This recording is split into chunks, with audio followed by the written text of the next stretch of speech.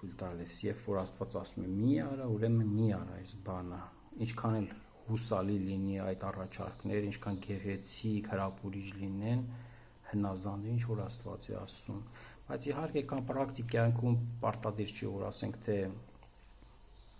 չար բան լինի ընտրության առարկան, այսինքն Աստվածաշնչում գրվածը, սա վատ բան է, սա լավ բան է, սա մի արա, սա արա, սա Աստծո խոսքից խրատված լինելով մենք ապավինում ենք, հնազանդվում ենք, մեր իմաստությանը չենք վստահում, այլ Աստծո խոսքին ենք, բայց կա բաներ, երբ ընտրությունը երկուսն է բարի է, լավ, վատ չի, այսինքն բայց ուզում ենք ճիշտ ընտրել, ավելի լավն ընտրել, ավելի հաջողն ընտրել, այդ դեպքում Աստվածաշունչը ասում է, որ աղոթենք դրա համար, խնդրենք Աստծուց իմաստություն, եւ Աստված շատ հաճախ, ասենք, երբ որ կա ընտրանք,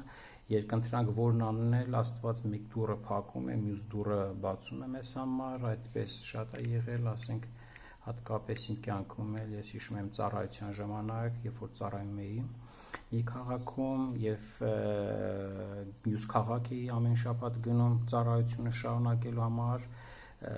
Կալինո քաղաքն է գնում այն ժամանակ Հայաստանում էի ապրում եւ մի ընտանիք մեզ ամեն շաբաթ իրենց տանը ընդունում էր գիշերը եւ առավոտյան ես նորից վերադառնում էի այն քաղաքը, որտեղ մնում էի, Ստեփանավանում էի մնում այն ժամանակ, փաստորեն ծառայում էի այնտեղ եւ եղավ մի անգամ, երբ որ այդ ընտանիքը խնդրեց ինձ ինչ-որ հարցով օգնեմ, ես ասեցի կտեսնենք, լավ կգամ կօգնեմ, թեպետ ես գիտեի այն օրը, որ ինձ կանչում են օգնության, ես ուրիշ տեղ ուրիշ գործ ունեի, այսինքն ուրիշ քաղաքում ելույթ պետք է ունենայի եւ մարդիկ սպասելու էին այդ օրը, բայց հետո մտածում եմ ինչպես անեմ ես, որպեսզի ճիշտ լինի ընտրությունը, գնամ այնտեղ, որտեղ մարդիկ են ինձ սպասում եւ ես պետք է այնտեղ ծառայեմ, սովորացնեմ Աստծո խոսքը, թե գնամ այս մարդուն օգնել, որ ինձ խնդրել է ուղղակի օգնել, բանն այն էր, որ ընտանիքի կինը հավատացյալ էր, իսկ ամուսինը անհավատ մարդ էր, դեռևս Քրիստոսին չէր ճանաչում, բայց պարզապես լավ մարդ էր եւ իր տան տեղ էր տալը եւ ես մտածեցի, որպեսզի այս մարդուն ես չգայթակղացնեմ, ճիշտը նա է, որպեսզի գնամ իրեն օգնեմ եւ Աստված թող առաջնորդի որն է ճիշտ, բայց ես կգնամ այս մարդուն կօգնեմ եւ մյուս տեղը, որ պետք է դա սովորեցնեի, հավատացյալ մարդիկ են, նրանք ինչ-որ ձև կներեն, որ չկարողացան նրանց գնամ, այն ժամանակ չկային բջջային հեռախոսներ, որ կապվենք հետ, շատ բարդ էր այդ տարածքում ինչ-որ կապվել, խոսել, զգուշացնել ինչ-որ բանի համար եւ ես աղոթեցի առավոտյան գնացի, որպեսզի փաստորեն ավտոբուսով գնամ այդ Կալինինո, ժամը առավոտյան 10-ին էր գալիս ավտոբուսը, ես փաստորեն սպասում էի ամբողջ օր, առավոտը գնացի եւ սպասում էի ավտոբուսին, աղոթել էի, որ Աստված ինքը այդ ճանապարհը կառավարի, փաստորեն աղոթում է եւ եկավ 10, ավտոբուսը չի գալիս, սպասում եմ, այդպես մինչեւ ժամը 11-ը եկավ, մինչեւ 11-ը ժողովուրդը կանգնած, տարօրինակ բան է, ավտոբուսը չի գալիս եւ ես ստիպված ետ դարձա, մտածեցի, որ եթե նույնիսկ հենց հիմա էլ գա 11-ին, մինչև հասնեմ այնտեղ 12-ը կլինի, այդ մարդը արդեն այնտեղ չի լինի, որովհետև օգնությունը պետք էր գնայինք ուրիշ տեղ իրենց տնից, ասեցի նա արդեն գնացած կլինի, ինձ չի սպասի, անիմաստ այլևս գնամ, ես վերադարձա տուն եւ որոշեցի ժամը 4-ին ավտոբուսով, ուրիշ ավտոբուսով գնալ մյուս տեղը, որտեղ մյուս քաղաքը, որտեղ պետք է Աստվածաշնչյան դաս անեի, փաստորեն։ Եվ հաջորդ մյուս շաբաթ, երբ որ գնացի այդ քաղաքը եւ այդ ընտանիքի մոտ եւ ասեցի ներողություն, ես ուզում եի գալ, բայց ավտոբուսում փաստորեն տրանսպորտ չկար եւ մենք չկարողացանք գալ։ Նրանք ասեցին, վայ ինչ լավ է որ չեկար, որովհետեւ մի օր առաջ ուրիշ մարդ էր եկել եւ եկավ եւ ասավ, որ այսօր կարող ենք այս գործն անել, միասին բեր այսօր անենք եւ փաստորեն իմ օգնության կարիքը չկար, նրանք արդեն արել էին, բայց իրենք էլ չէին կարողացել ինձ զգուշացնել, որ ես իզուր տեղը չգնայի։ Փաստորեն Աստված այնպես էր կառավարել այդ ամեն ինչը, որ եւ աշխատանքը եղավ, այդ մարդինցնից չնեղացավ, այդ ընտանիքը չնեղացավ, մյուս կողմից նաեւ ծառայությունը հետ չկանգնեց, մարդիկ լսեցին ավետարանի խոսքը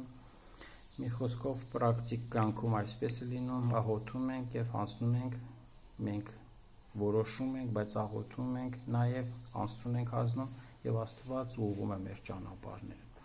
Ուշադրություն դարձրեք ուրեմն 6 համար, ասում է քո բոլոր ճանապարհներում ճանաչիր նրան եւ նա կուղղե քո ճանապարհները։ Բոլոր ճանապարհները նշանակում է ամեն ինչ որ դու ձեռնարկում ես, այսինքն գործում ես, նախաձեռնում ես, ճանաչիր նրան նշանակում է հնազանդվիր նրան, նրա ցուցումներին։ Նայա, ոչ թե դու ես առաջնորդի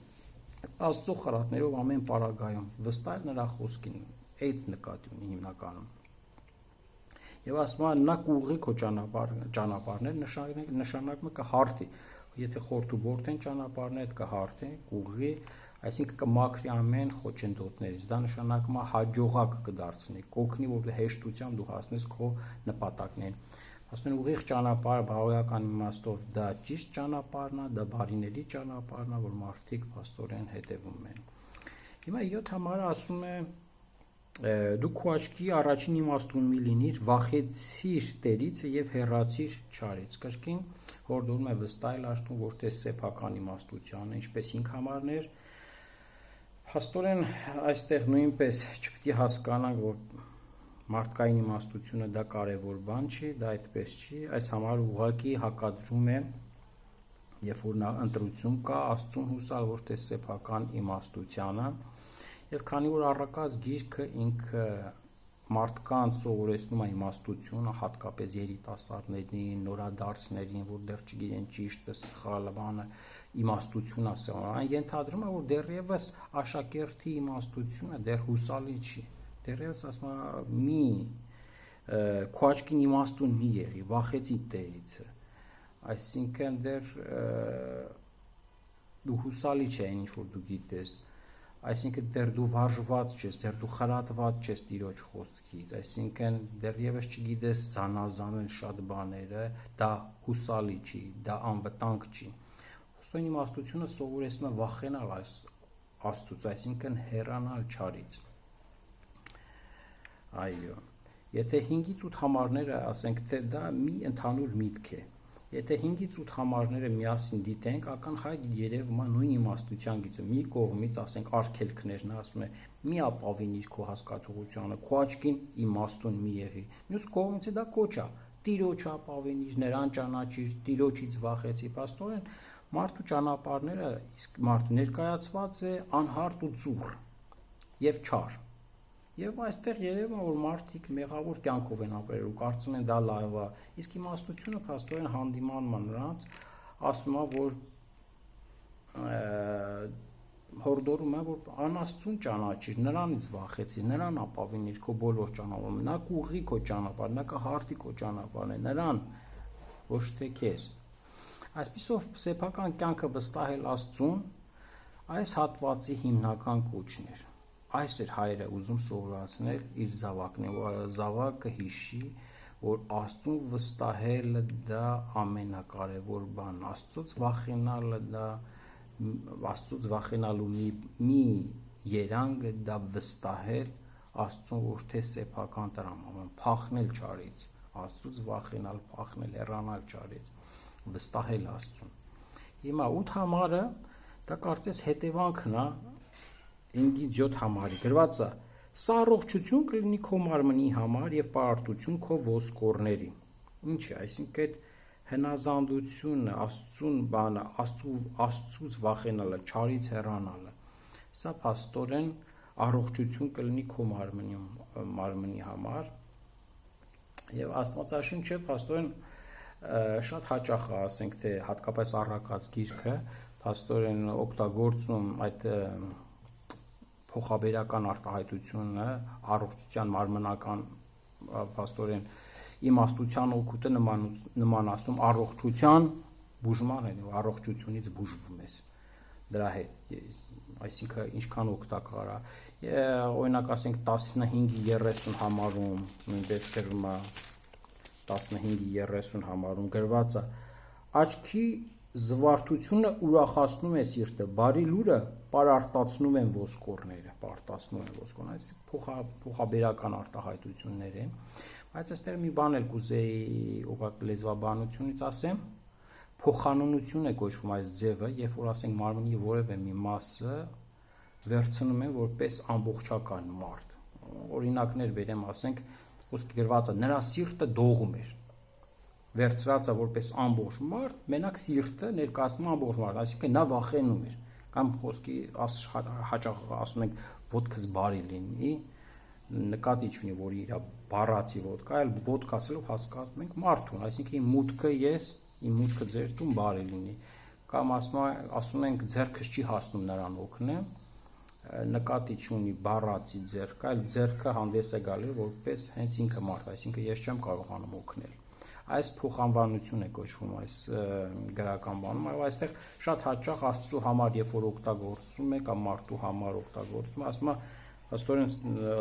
սա օգտագործում է որպես ամբողջ մարմնին մարդուն ներկայացնում։ Սա առողջությունն քո մարմնի համար, բնագրով գրած է քո պորտի համար, ոչ թե մարմնի, այլ պորտի համար, բառացի։ Եվ պարարտություն քո ոսկորը, պորտ, ոսկոր նկարացնում է քեզ, այսինքն սա քեզ համար առողջություն կլինի։ Ասենք ինչպես է հիվանդը, սպասում ես այն ժամանակներում, երբ որ հիվանդ էր, դե հիմիկ մասին չի խոսում, նախ գրվել է շատ վաղ, երբ ասեն հիվանդ է, սպասում ես, որ հեսա կմահանա մայրը մահվան մոտ է, եկե առողջացավ, սա առողջություն է, աստորեն կենդանությունը, աստորեն իմաստությանը լսելը, դա կարծես թե հիմարի համար, իմաստությունը ընդունելը, դա հիմարի համար, որ պետք է մահանալ, գործեր սա վերակենդանացում է, էլի։ Աստորեն կյանքը վստահելը Աստծուն մարդուն բերում է կարծես կենդանություն։ Փաստորեն սեփական կյանքը Աստծուն վստահել այս հատվածի հիմնական լուրն էր։ Եվ հաջորդ համարները հաստատում են կարծես թե այս հիմնական լուրը։ Աստորեն կարդամ 12-ից հաջորդ համարները 10-ից մինչև 12-ը երկու տարբեր բաների մասին է խոսվում։ Ուրեմն փաստորեն թե առաջին պտուղներով պատվելու Աստծուն հորդորնա, թե նրա խրատին հնազանդվելը, փաստորեն սա երկու տարբեր խորհուրդներ են, որոնք ասենք թե կօգնեն հասկանալ, հաստատել, այսինքն Աստծուն հնազանդվելու կարևորությունը։ Գրված է.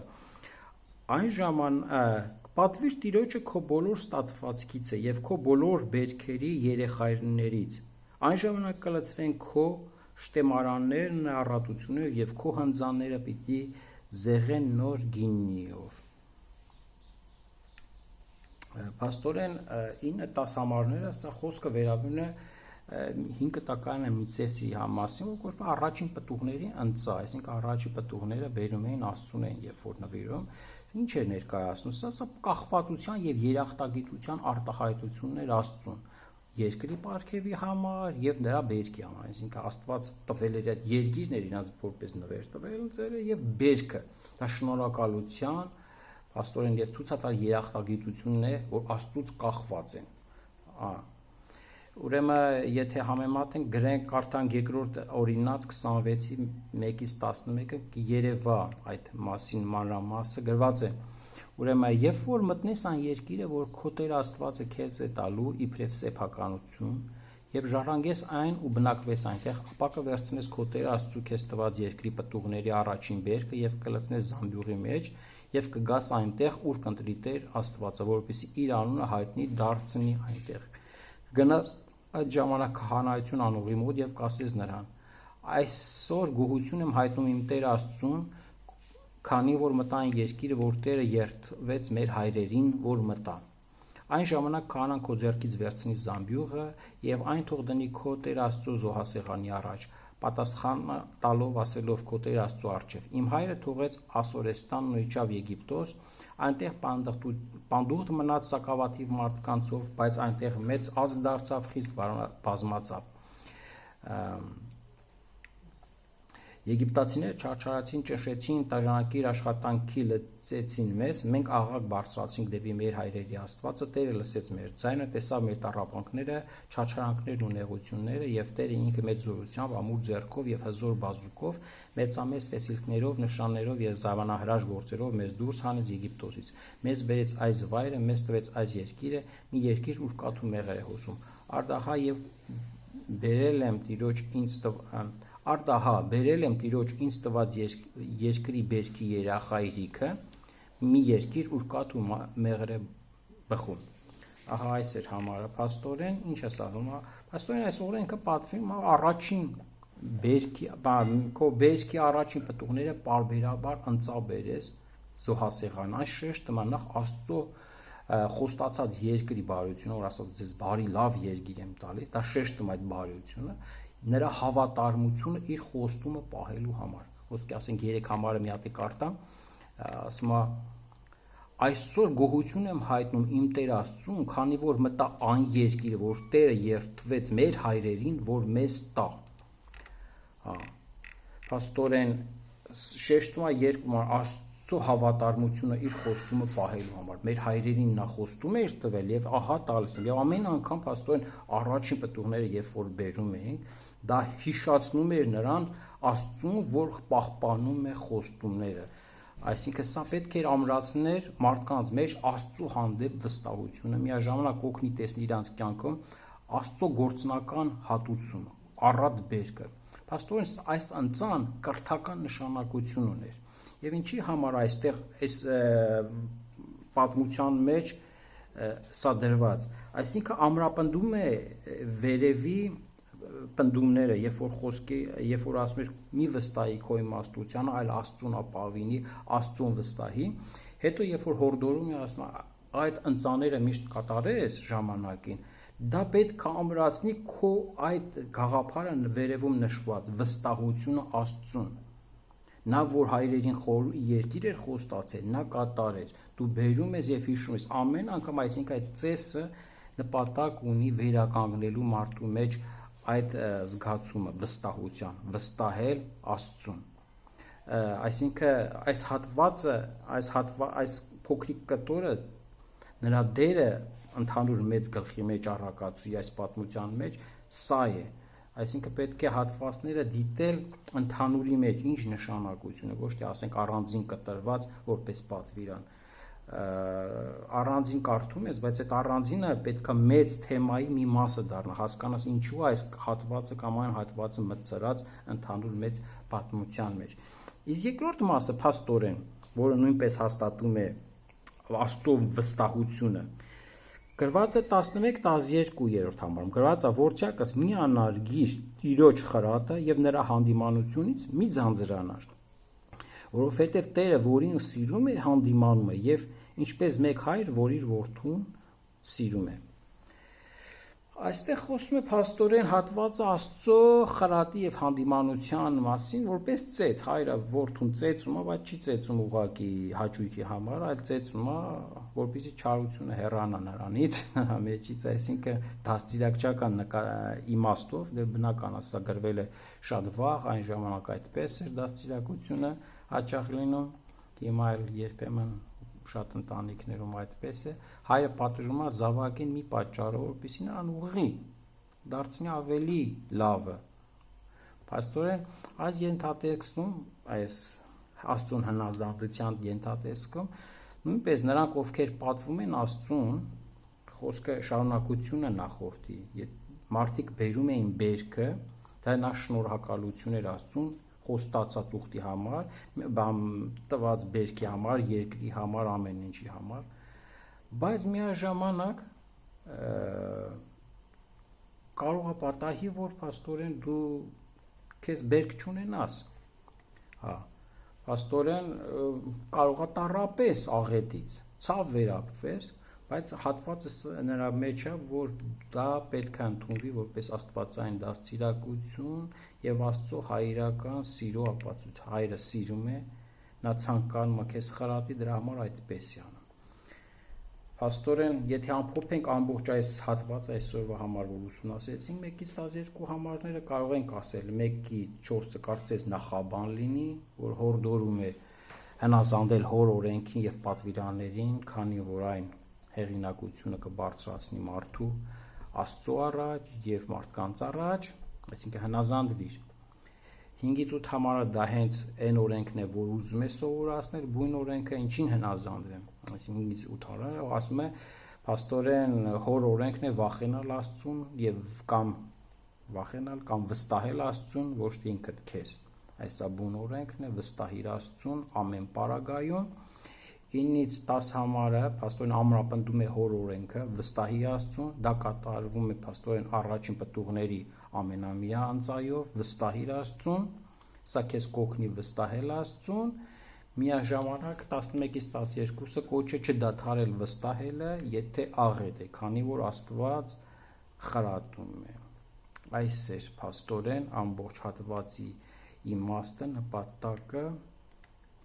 Փաստորեն, եթե այսօր էլ հասենք եկեղեցիներում ինչ-որ մարդիկ ընծաներ են տալիս կամ Աստծո անունով ինչ-որ մեկին օրհնում են, օգնում են կամ բան են անում, դա նույնպես դաստիարակչական նշանակություն ունի, որովհետև Աստված տալիս է ինքառատությամբ տվողին, երբ որ դու տալիս ես, Աստված էլ քեզ է վերադարձնում տալիս է, եւ դա ավելի ամրապնդում քո վստահությունը առ Աստված։ Սա էր հնազանդությունը, եթե ուշադրություն դարձնեք նոր կտակամ Հիսուսը շատ հաճախ կոչ էր անում վստահել իրեն, հետևել իրեն եւ մարդիկ ինչպես էին աշակերտները գործները թողում էին, ամեն ինչ թողում էին, տուն-տեղ դառնում են Հիսուսի աշակերտ, հետևում էին նրան եւ վստահում էին եւ Հիսուսը լեռան քարոզում, հատկապես Մատթեոս ավետարանի 6-րդ գլխի 19-ից 34 ասում շեշտում է, որ Աստված հոգ է տանում իր զավակների համար, նա գիտի բոլոր ձեր խնդիրները, ձեր կարիքները եւ նա այնինչ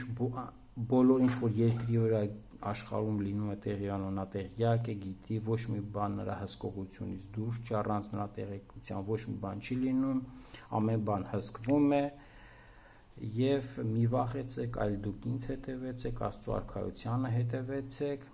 սա կարեւոր կոչ է, նույնպես իմաստության կոչ է եւ բնական է, սա խրատ է իմաստության, որ մարդիկ սովորեն վստահել Աստծուն, սա արդեն հավատի գործնական կողմն է, ոչ թե ուղղակի հավատանք պատմությանը, այլ նաեւ գործնականորեն հետևենք։